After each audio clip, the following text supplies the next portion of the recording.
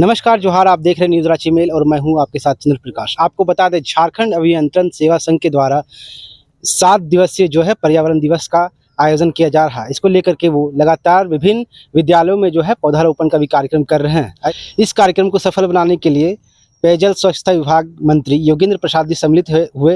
उन्होंने क्या कुछ आगे कुछ कहा, आइए आपको सुनाते हैं। अभियंत्रण सेवा संघ के द्वारा आज 7 दिवसीय कार्यक्रम का आयोजन किया गया है। उस कड़ी पर मैं भी यहाँ पहुँचा हूँ और बड़ी साफ संदेश है कि झारखंड अभियंत्रण संघ के द्वारा जिस तरह का निर्णय, इस तरह का जो संकल्प लिया गया है, समाज के लिए, पर्यावरण के लिए, देश के लिए, राज्य के लिए एक मील का पत्थर साबित होगा। और हम सबका दायित्व है, समाज के और हर एक व्यक्ति का दायित्व है, आप भी उसके दायित्व के दायरे में है कि हमको पर्यावरण के प्रति चिंतित रहना होगा।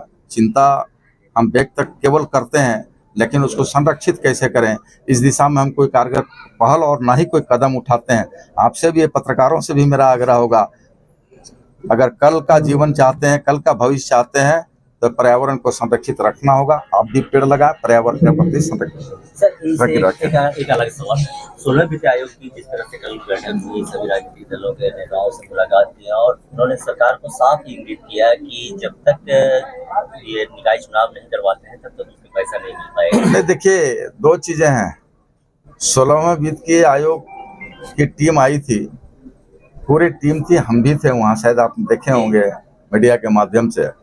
तो बड़ा दो टूक हम लोग कहे कि भाई झारखंड के साथ दोहरा व्यवहार न किया जाए।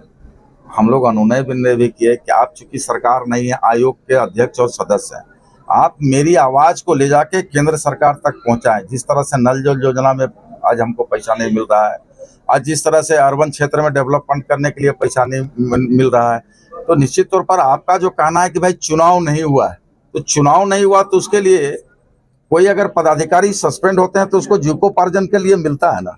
इसका कतई मतलब निकलता है कि 100% उसका हम पेमेंट रोक दें।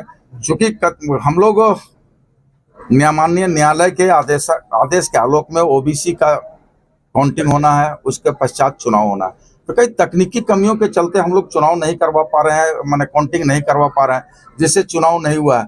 तो उसमें फंड का बहुत ज्यादा ये नहीं था कि भाई 50% भी फंड देता था ताकि हमारा यहाँ जो विकास के कार्य है उसको हम लोग आगे बढ़ा पाते। तो कहीं न कहीं ये मनसा अच्छा नहीं है, भावना अच्छा नहीं है, इरादे अच्छे नहीं है। हम तो कहे कल कि भाई अनुनय विनय करता है राज्य सरकार के ओर से, हम लोग चाहेंगे कि केंद्र सरकार सौतेला व्यवहार झारखंड के साथ न करे। आज झारखंड अभियंत्रण सेवा संघ की ओर से विश्व पर्यावरण दिवस जो हम लोग 5 जून को मनाते हैं, तो झारखंड अभियंत्रण सेवा संघ पहली बार हमारे जो पूरा इतिहास रहा है उसमें 10 दिवसीय एक पर्यावरण के जागरूकता के लिए हम लोगों ने स्वस्थ पर्यावरण और सुरक्षित भविष्य, चूँकि हमारा पर्यावरण कहीं ना कहीं स्वस्थ रहेगा तो ही हमारा भविष्य जो सुरक्षित रह पाएगा। तो ये जो जारी सारी चीज़ें थी, हम लोग यहाँ आज जवाहर नवोदय विद्यालय का जो हमारा कैंपस है वहाँ पे हम लोगों ने इसको पहले से ऑर्गेनाइज किया था। और माननीय जो मंत्री हमारे पेयजल स्वच्छता विभाग एवं उत्पाद एवं मद्य निषेध विभाग के जो मंत्री हैं माननीय श्री योगेंद्र प्रसाद सर जो है वो आए थे और उन्होंने बढ़ चढ़ कर हिस्सा लिया इसमें और पौधारोपण भी किया है। और जैसा कि हम जानते हैं कि हमारे झारखंड का जो एक नारा है जल, जंगल और ज़मीन का, तो जल भी हमारा निर्भर होना चाहिए, जंगल भी स्वस्थ होना चाहिए, भूमि भी हमारा शुद्ध होना चाहिए, जिससे कि हमारा जो भी पैदावार हो या फिर हवा रहे या फिर जल रहे वो हम लोग उसको कंज्यूम कर पाए।